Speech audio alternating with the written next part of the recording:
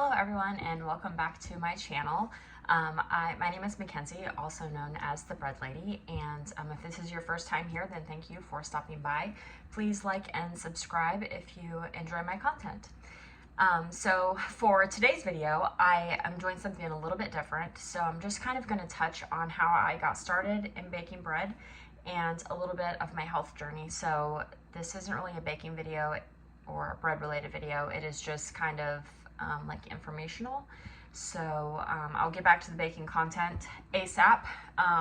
But a couple things before I get into that, I do have some ideas for my channel. So I made the granola last week, and I think it'd be really cool to start a series on like pantry swaps. So like making them homemade. I am a pretty boring eater. I don't really snack. My favorite snack is, I don't even know. I eat a lot of chocolate. I love dark chocolate, but I won't be making that from scratch. Let's see. I probably really enjoy like chips. I love tortilla chips and salsa. And maybe like protein bars. That would be something that I eat. And then maybe like fruit snacks, like fruit leather. I don't know. I don't know if that's still a thing, but anyways, that would be a really cool series. So if you guys have anything like a cooler snack that you'd eat and something that you can bake from scratch, then drop your idea below in the comments, and then I'll do some research and try to figure out like some cool pantry swaps. I just think that would be a fun little series. I am going to make crackers from discard next week, so I'll show you guys how to do that because it's a really easy discard recipe. And I would like to keep all the recipes kind of related to sourdough, so it's something that you can use your discard in. So not only are you using that up, but you're kind of replacing something in your pantry. And the other idea that I have for videos basically is like some fun stuff. So obviously I want to do some like how to actually bake bread. I know we haven't really got into that yet, but I am going to do like a playlist and basically break it up into parts. So the technique that you use to make sourdough bread, because it is a couple day process. It's like a 24 to 48 hour process to bake the bread, or to get it from start to baking to being able to eat into the bread. So definitely going to do that as a like how to bake bread as a playlist, and have just my techniques and kind of break it up into the portions that you do, like the breakdown of it. And then the other thing I would like to do is basically like a Will It Sourdough series, which I have seen. I'm not the one that come up with that. But I think it'd be really cool just to like put random fun inclusions into bread and then bake it and see if it works. A lot of people, I see it all over, and I just think it'd be really fun to try. And I'm actually thinking about doing one for myself. I'm going to start it this evening or tomorrow morning. I'll put it on my Instagram and then maybe put a short on YouTube. But one I'm going to try is peach and jalapeno. So I'm going to use some pickled jalapenos and then some peaches. And it is peach season down here in Central Texas. So I'm going to get me some fresh peaches, and I'm not sure how I'm going to prepare them yet. I don't know if I want to do them up like a cobbler or just use the plain peaches. And then I also don't know if I'm going to use the just like regular hot pickled jalapenos, or if I'm going to do sweet heat jalapenos. I don't know if you guys have seen those, but we have a brand down here and I am obsessed with them. I eat them on everything. I think it's like cowboy candy. People make it a lot of times from scratch. So those are kind of my ideas. So pantry swap. So what snack can we start making homemade? Ideally using sourdough or discard. So if anyone has other ideas besides crackers and granola, please drop them below in the comments. And then Will It Sourdough. So just like adding fun inclusions into loaves. And I will make pizza. I'm going to get my brother to help me with that. I think that'd be a cool video like to do with someone else. Plus, it would be a better setup. It wouldn't be just my phone in my kitchen. I have my phone stacked on a little tin box, and then a mason jar pushed up against the wall, and then my phone is like on top of that. So getting a better setup for the pizza video would be ideal. And any more ideas, drop them below. I am going to stick with weekly videos for right now, and then hopefully be able to up my content, over the next month or two. I'm trying to take this slow. I do have a full-time job, so it is a little bit difficult sometimes to make time, during the day to get this done. And my weekends are usually very, very, very busy. So working on that, I'm working on trying to relax and have more time on the weekends, so maybe I could record and make content. So anyways, those are my ideas for my channel, and please, if you have any suggestions on anything that I've touched on, please drop it below in the comments, and I will certainly get on the actual technique of baking bread, willet sourdough, and pantry swaps. And then crackers soon. I'm just gonna make crackers from discard because it's super easy and they're very good, and you can make them any flavor. You can literally do whatever you want. I do my garlic seasoning, but I'm gonna do everything bagel. You could add cheese to it, you could do whatever. So any more ideas, please drop them below in the comments. Okay, and then the other part of this video is I was basically just going to talk a little bit kind of about my health journey, how I got into baking bread, sourdough specifically, and where I'm at now. So I started baking bread in November of 2022, and prior to that, in August of 2022, I had started baking from scratch. So I've cooked for myself for a long time. I taught myself how to cook probably when I was like 22 or 23. I'm 31 for reference right now, so that was a while ago, and my cooking has certainly evolved. So I did want to cook for a very, very long time, and I'll get to that part of the story. But anyway, so I've been cooking for myself for a long time, and then August of 2022, I was like, for so long I've deprived myself from certain foods because I just don't like all of the ingredients. So I am very much on the holistic, minimal ingredient, whole food outlook of life right now. And I was like, I know bread is not bad for me if I could just make it from scratch, but I don't know how to make it from scratch. And I started with cookies, and then I actually made my brother a birthday cake, and I made another birthday cake. And I made that from scratch. And I was like, wow, I just made a cake from scratch. Like, I didn't have a box. I had 6 ingredients, and I made him a cake for his birthday. Now, it was not the prettiest cake, and it was good, but like it was not great. But for my first time making a cake from scratch, I was like, this is pretty cool. So from August to probably October, I was baking a lot. So I made biscuits from scratch. I was making a lot of cookies, taking them to work. I made brownies. I was doing a lot of sweet baking. And then I was like, I think I'm gonna try making bread. So I made 2 loaves of bread from using a yeast packet, and I don't even remember the recipe, but they turned out really good. I was like, wow, this is actually kind of easy. Like, this is not that hard. And I'm the type of person that when I learn how to do something, I have to learn how to do it really good. Like, I have to make sure I'm fully aware of all of the learning available to me, and I also want to do the hardest way possible. Like, if there's a hard way to do it, I want to do it that way. Maybe a toxic trait, I don't know, but anyways, so I started looking up how to make different types of bread. And in the research that I was doing, sourdough kept coming up. They're like, sourdough because it's easy to digest and all this stuff, make sourdough. And I was like, okay, well, Google how to make sourdough bread. And all this information came up about a starter and proofing and just all of these words. I had no idea what they meant. I was like, man, I've only made 2 loaves of bread with a yeast packet. None of it was this confusing. So I did a lot of reading and a lot of studying, and then I gathered enough information to understand that I had to have a starter, although I still wasn't really sure what a starter was. So then I started doing a lot of research on what a starter was. I watched a lot of TikTok videos. I watched a lot of YouTube, And once I understood what a starter was, then I was like, oh, okay, so now how do you make a starter? Because I don't want someone else's. I want to make mine. Like, I want this to be all me. So I started making a starter, and my first starter failed. I was using bleached flour. So mistake number one, I was using white lily because I was making a lot of biscuits at the time. And if you've ever made biscuits, like buttermilk biscuits with white lily, they're so good.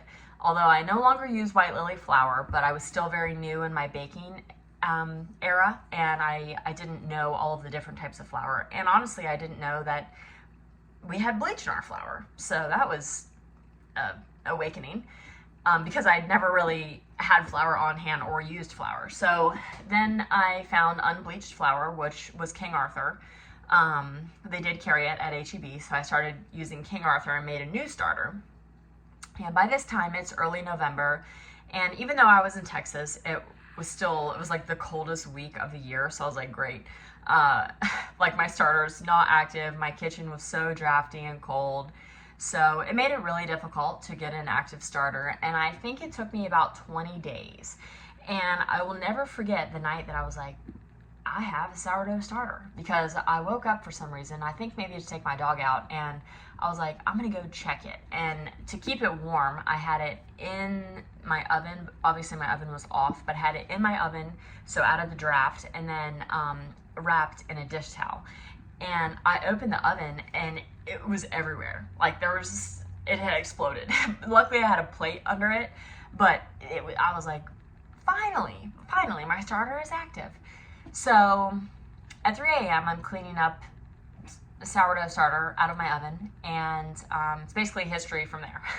Not really, but my starter, I baked with it like a day or two after that. I kind of fed it a couple more times just because that was the first like large amount of activity I'd had in 18 days. And after a couple days of me feeding my starter, and then it would rise and fall around the same time every day, then I baked with it. And the first loaf of sourdough bread I made was terrible. I forgot to add salt, and it tasted not good. And it cooked, and like it looked actually not bad, and the inside wasn't bad, but it just had no taste. It tasted like cardboard. It was terrible. So then I made my second loaf, and I was like, okay, like, this is, yeah, I still don't really like understand everything I'm doing, but I think I'm making okay sourdough bread. And then basically I just kept baking from there. So I just kept, sorry, my hair is crazy. It's so humid and I've been outside all day. So I just kept baking, and a bunch of trial and error from there, and making a bunch of stuff with my discard, making a couple loaves of bread every week. And then by the time like February, March came around, I was so comfortable with the process. Like, I was baking a lot of bread. I was giving a lot of bread away, and I was baking a lot of things with my discard. So I just felt like that was awesome and very fun to learn. And then spring, summer rolled around. I had a little learning curve with the heat and the humidity. My bread would overproof a little bit, so kind of had to rework where I was going. And then June of 2023, I started selling locally. So I started selling my bread locally, and got my food handler's license, and did a couple other things to have a cottage, like a Texas cottage bakery. They're pretty lenient here, but I do all the things to make it real. And started my little sourdough micro bakery, and I've been selling to my community for over a year now. So it's pretty cool that it just like evolved from me wanting to better my health, and then now I sell my bread locally. I have not bought bread from the store since November of 2022, and that goes for almost all bread products. I have bought tortillas. I buy the Siete brand, and I think that's it. I buy tortilla chips and stuff, but I have not bought English muffins, bagels, bread. It's probably like the biscuits. I haven't bought like the biscuits, cinnamon rolls, scones. I have made everything from scratch. I have not bought any bakery or bread item in two, almost, yeah, it'll be almost 2 years this November. So to me, that's huge because I never saw myself as that person. I didn't even, the thought of just making a cake not from a box was crazy. And now I make sourdough bread from scratch, all because I wanted to better my health and learn how to do it. And then I just started baking. And it takes so much trial and error. So you see a lot on the internet, people bake like 20, 30 loaves a week, and you're like, wow, that's so cool. Like, I can't even make one. But I promise, if I can do it, anyone can do it. And you don't have to do it to the volume that you see on social media. I don't bake that much a week, but I bake for myself, and then I sell a couple loaves locally every week. It just kind of depends on my schedule. So I just think it's really cool how that evolved. And then I also teach classes locally, and I've taught other people how to make bread, which is also really cool. People come to me to learn how to make bread, so that's just incredible. And I'm like super grateful to have this opportunity in my life, and it's all because I just wanted to better my health. So that's kind of my sourdough journey, if you will, and how I got into baking bread. Okay, and then, so just a little bit about my health journey. So this isn't like a super long video of me just rambling, but so growing up, we raised livestock, we lived on a farm.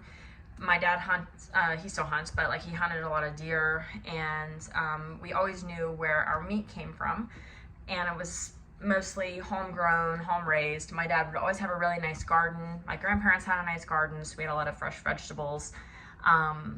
However, we also ate a lot of frozen food. I was so picky when I was young. It's like so picky, ridiculously picky. I didn't eat anything red, so I didn't eat spaghetti sauce, I didn't eat pizza, ketchup. If it was red, I would not touch it. Tomatoes, nothing.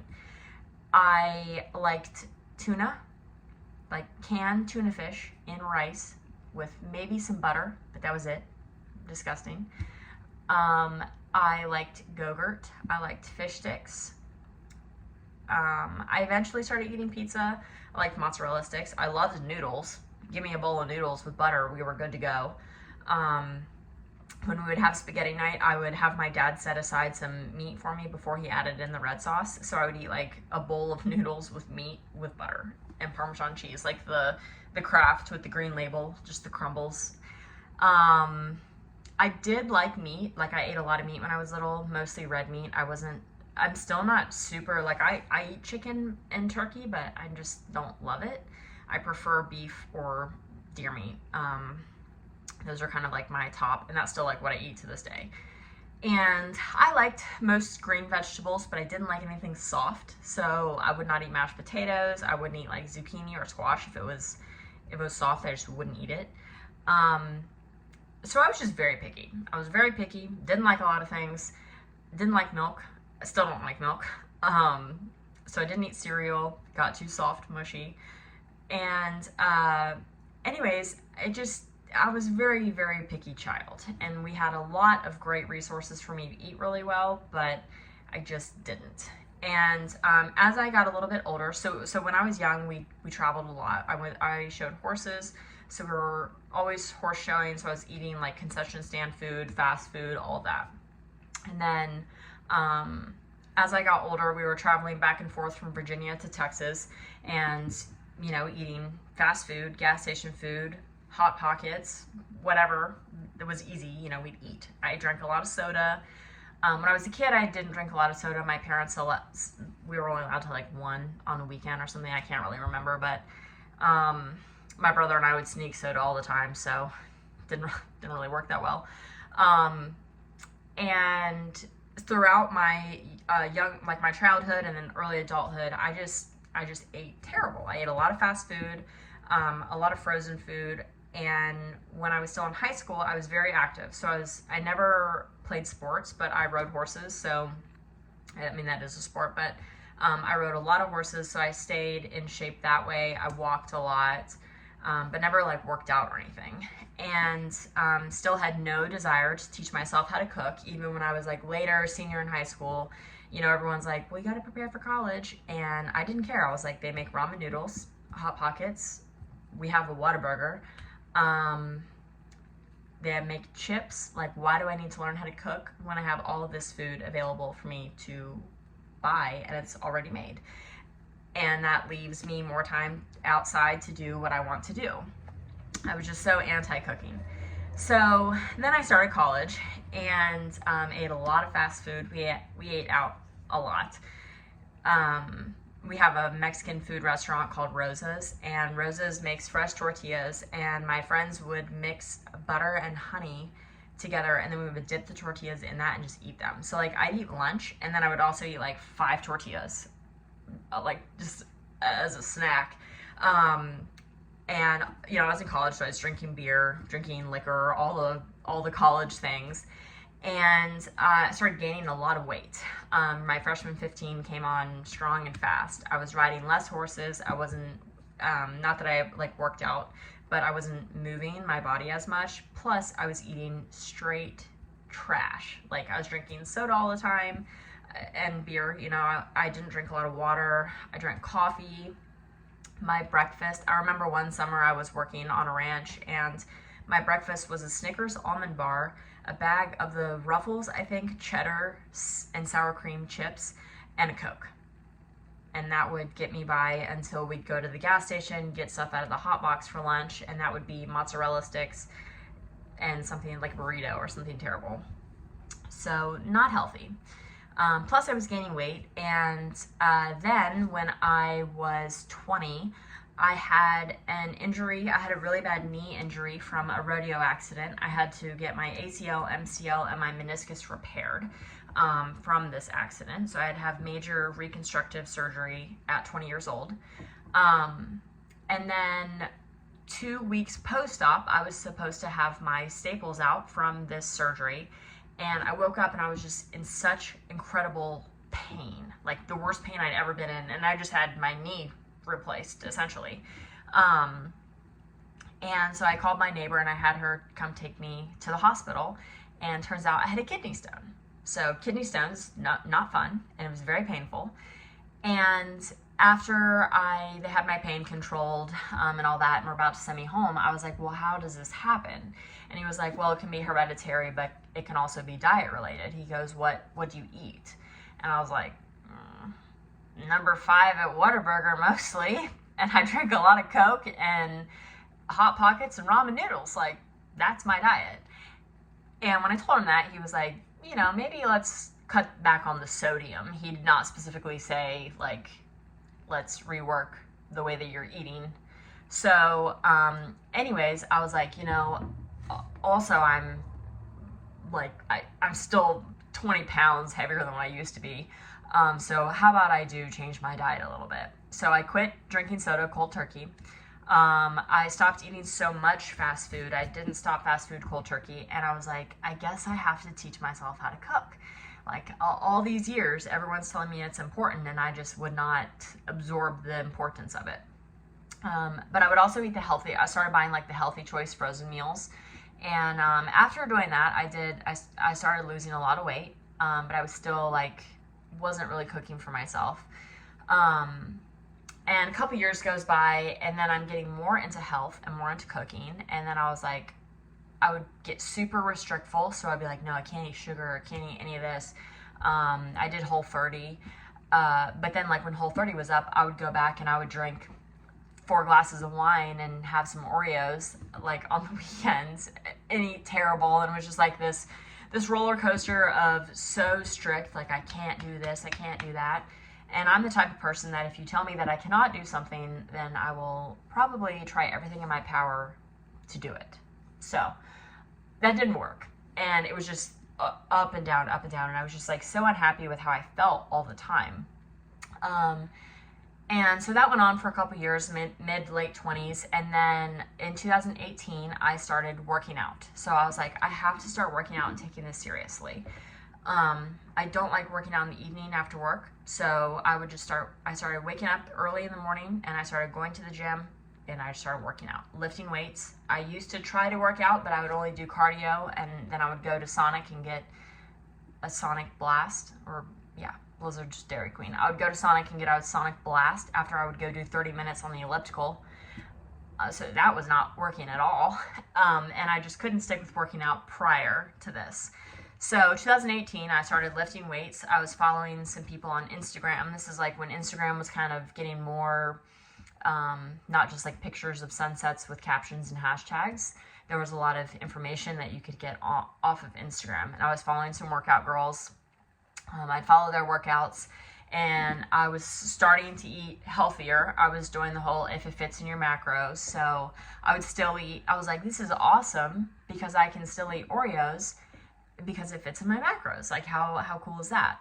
But I was cooking. I was cooking most of my meals at home. I would eat out occasionally, but I was still drinking, and still had some unhealthy habits, but I was at least working out.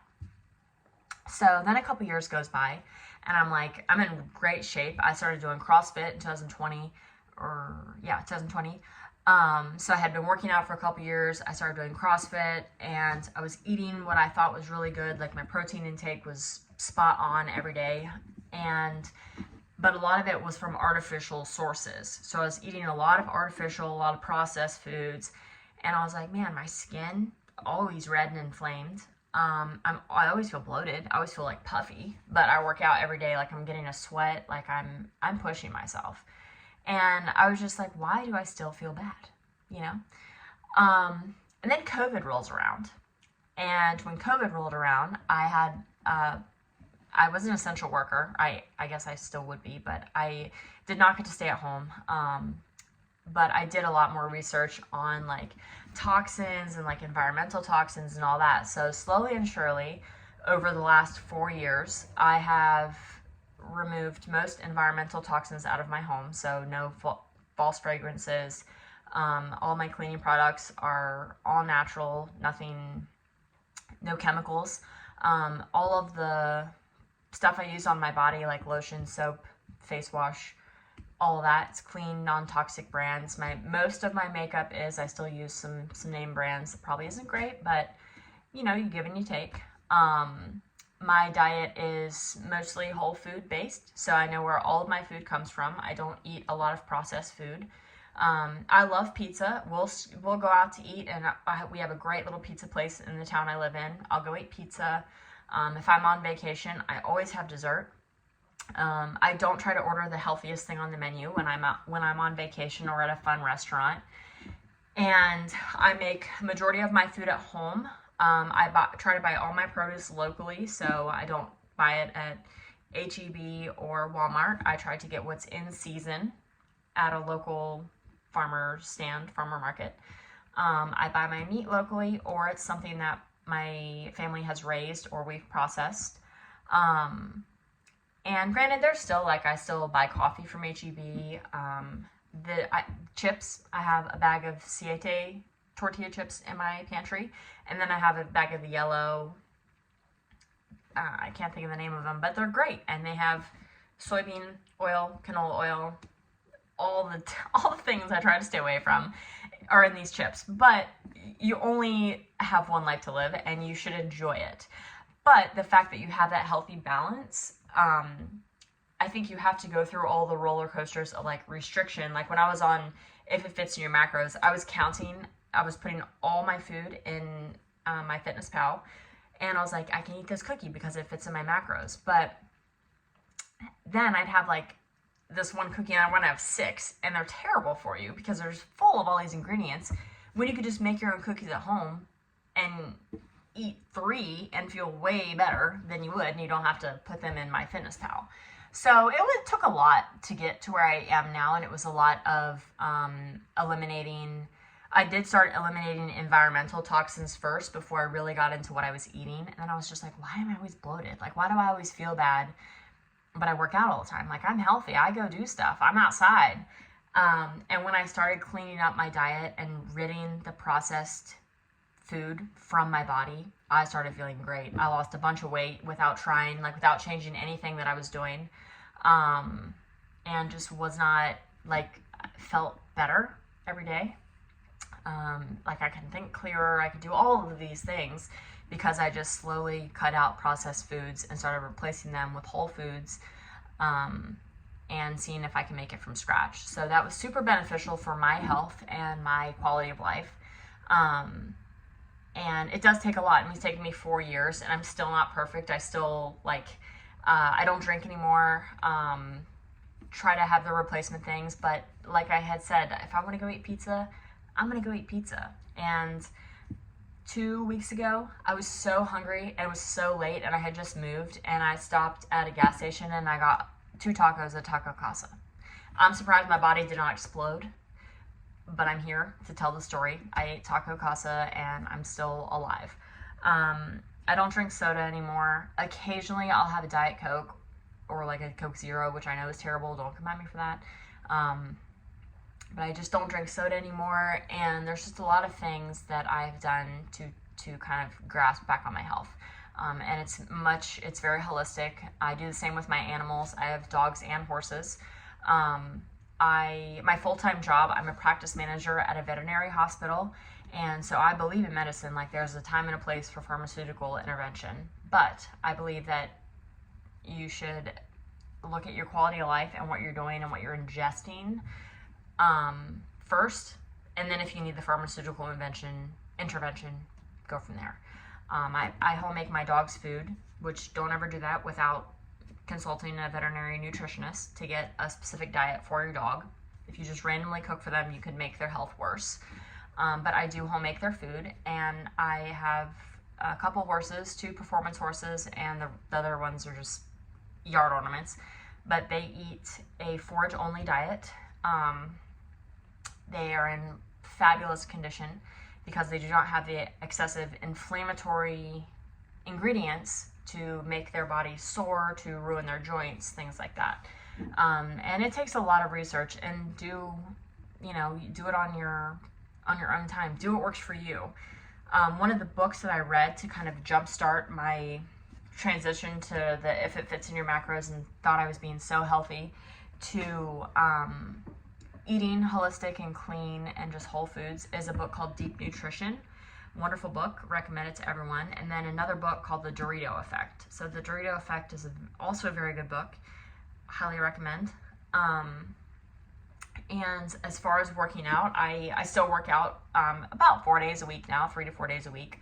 I walk a lot. I try to walk at least 30 minutes a day, if not more. I do yoga. I still lift weights. I don't do CrossFit anymore. I only do like intensive exercises if I feel like I need it, but my body is way less puffy, less inflammation. I just feel better. So do what works for you, and do what is productive for your lifestyle. Just because I'm saying this doesn't mean that you have to do it. But learning how to bake and cook are 2 very, very, very valuable things that I think everyone should do. And just doing your own research on the ingredients that you're putting into your body. A lot of greenwashing on labels. I read labels all the time. I don't really buy anything packaged. If I do, I have a Thrive membership. We do have a local health food store, so I try to buy stuff from them, and then Thrive Market. But you still need to read the labels. I mean, they can have stuff with canola oil, soybean oil. I try to stay away from all that. I cook with beef tallow, local, olive oil, butter that I make. I cook with all the healthy, good fats, and I used to be scared of all of that, and honestly, I've never felt better. My food tastes good. I use salt. It's crazy. It's crazy the information that you can gather and what you can learn just reading and just kind of trial and error, and see how good you feel after you reduce toxins, environmental and the ones that you're ingesting from your body. So that was just a long, rambly video. Hopefully you got something from it. If you have any questions, please drop them in the comments, and then I will be back to baking content next week. And is there anything else I was going to say? Yeah, pantry swaps.